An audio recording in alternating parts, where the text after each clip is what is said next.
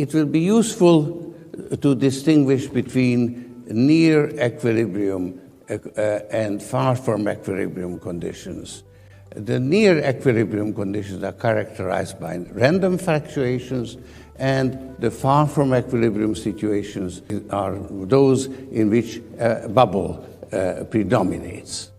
Near equilibrium is characterized by humdrum, everyday events which are repetitive and lend themselves to statistical generalizations.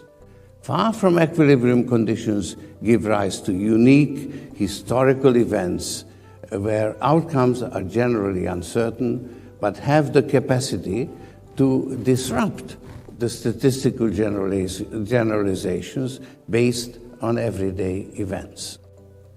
The rules that can guide decisions in near equilibrium conditions don't apply in far from equilibrium situations.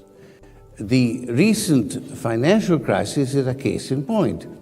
All the risk management tools and synthetic financial products that were based on the assumption that price deviations from a putative equilibrium occur in a random fashion broke down, and people who relied on mathematical models which had served them well in near equilibrium conditions got badly hurt.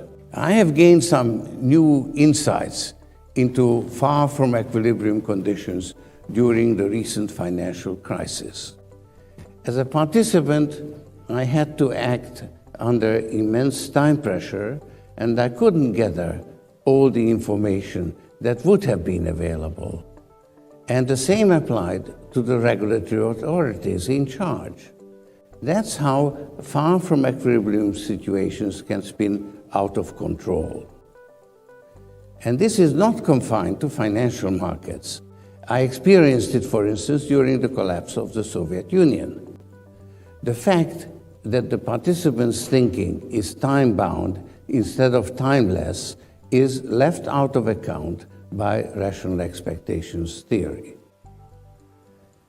I was aware of the uncertainty associated with reflexivity, but even I was taken by surprise by the extent of the uncertainty in 2008. It cost me dearly. I got the general direction of the markets right, but I didn't allow for the volatility. As a consequence, I took on positions that were too big to withstand the swings caused by volatility, and several times I was forced to reduce my positions at the wrong time in order to limit my risk. I would have done much better if I had taken smaller positions and stuck with them.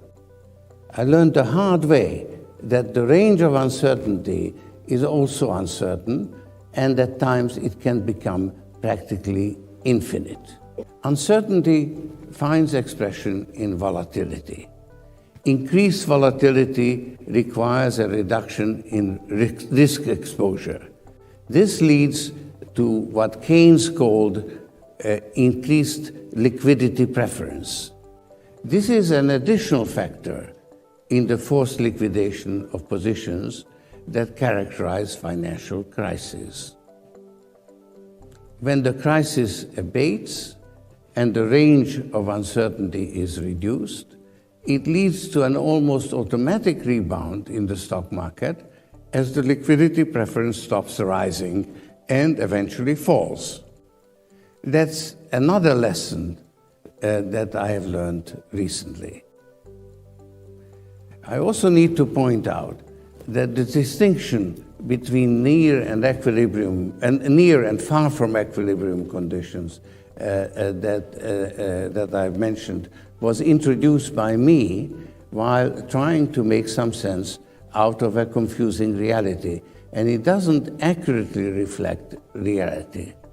Reality is always more complicated than the dichotomies we introduce into it.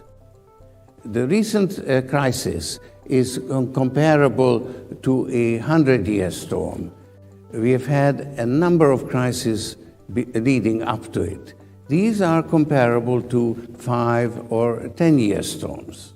Regulators who had successfully dealt with the smaller storms were less successful when they applied the same methods to the 100-year storms.